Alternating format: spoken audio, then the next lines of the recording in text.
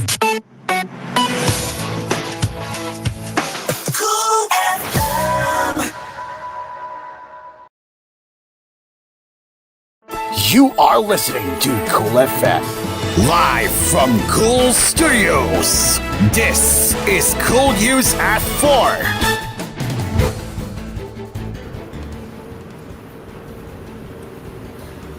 Good afternoon, this is Cool News at 4. I'm Caro. Let's get into the top headlines as Pastor Paulo Cupola, who is facing criminal raps, filed a certificate of candidacy for senator in the 2025 polls, the Commission on Elections said on Tuesday. According to Comelec spokesperson John Rex Lugdi-Angco, Cupola's legal counselor Mark Tolentino filed his COC. He filed through an authorities representative, so his COC was accepted because an authorities representative filed, Lugdi-Angco said in Filipino in a chance interview. Cupola is currently facing child abuse and human trafficking cases before the Davao City and Pasay City courts, respectively. He is also facing several criminal charges in the United States, including conspiracy to engage in sex trafficking by force, fraud and coercion, sex trafficking of children, sex trafficking by force, fraud and coercion, conspiracy, and bulk cash smuggling. Meanwhile, Alice Guo was a Chinese spy, but not a special one, according to Assertor Wang Fu-Hui, who confirmed this to Senator Risa Hontiveros' office. Wang was a former cellmate of Xi Zijiang, a self-confessed Chinese spy who is also a central figure in the documentary earlier released by Al Jazeera. Wang said he is a good friend to Xi, adding that they stayed together in prison for 1.5 years.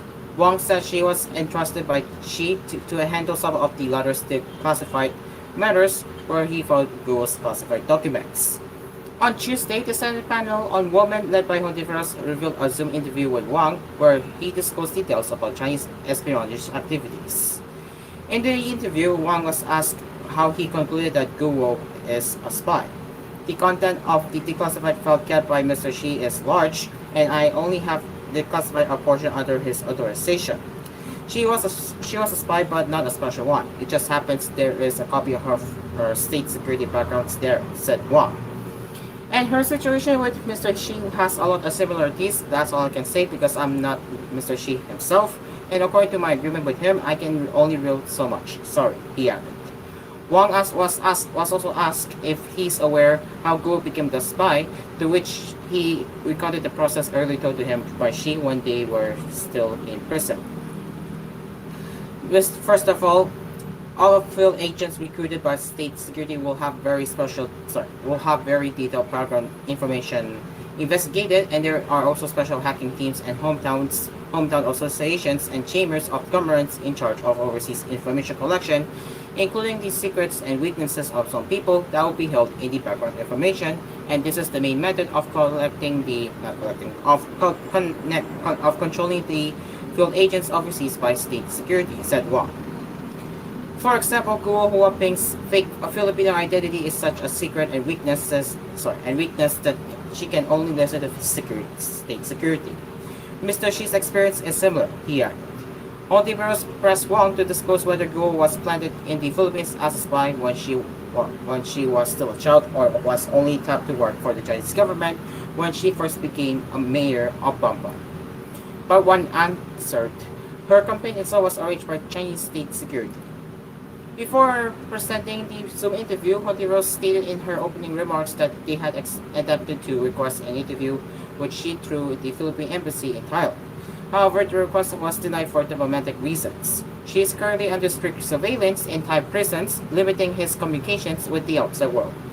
Wang, however, that Xi is grateful to the Philippines and believes she has not harmed the Filipino people. As a result, she is willing to cooperate with the Philippine government. Also, meanwhile, dismissed Bamban Tarlac Mayor Alice Guo and her cohorts fled the country to Malaysia by air, at least based on the preliminary conclusion of the Bureau of Immigration. BR officer in charge, Attorney Joel Antonio Viado, bared his agency's conclusion at the Senate panel on Women's 15th hearing on Guo's Philippine offshore gaming operator Poco Dice. During the Tuesday hearing, Viado was asked by panel head Senator Risa Hontiveros what BI's conclusion is in relation to Guo's escape. She entered Malaysia by air on July 18, Viado said.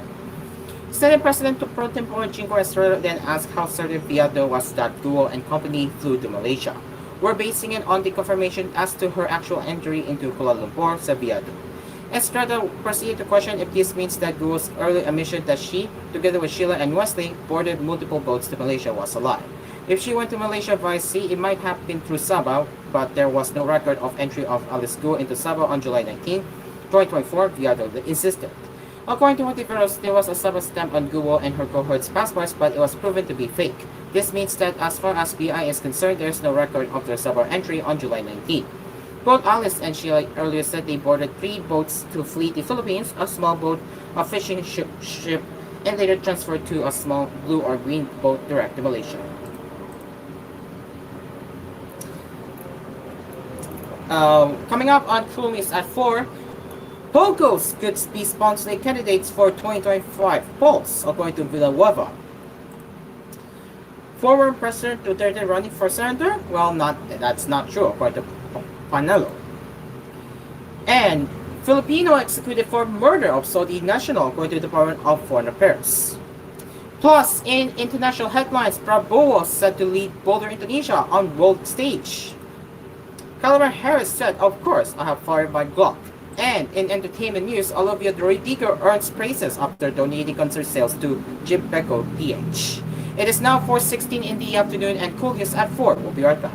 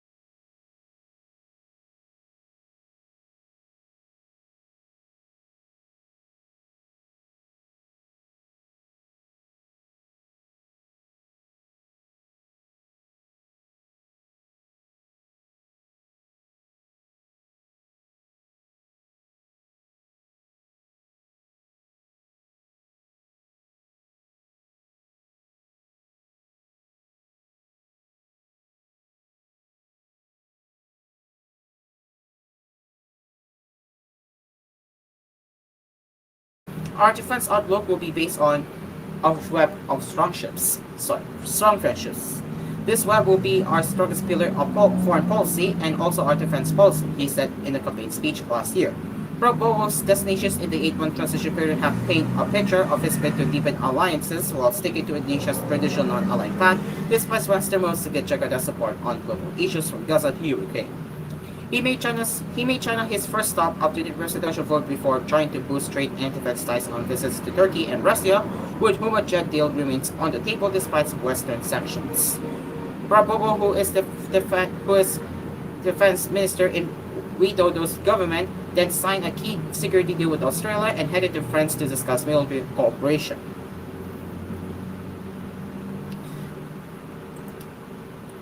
And finally, Democratic presidential candidate Kamala Harris revealed in an interview broadcast on Monday that she owns a Glock semi-automatic pistol and said that of course she would fire it on a shooting range. Speculation has swirled about the U.S. Vice President's weapon of choice ever since she told television star Oprah Winfrey recently that she was a gun owner and that she would shoot anyone who broke into her house. I have a Glock and I have had it for quite some time, Harris said in an interview on the primetime CBS show 60 Minutes when asked what kind of firearm she picked. My background is in law enforcement, and so there you go, he added, the former prosecutor and California Attorney General. Interviewer Bill Whittaker then asked if Harris had ever fired the Glock. Harris replied with a laugh, "Of course I have, at a shooting range. Yes, of course I have."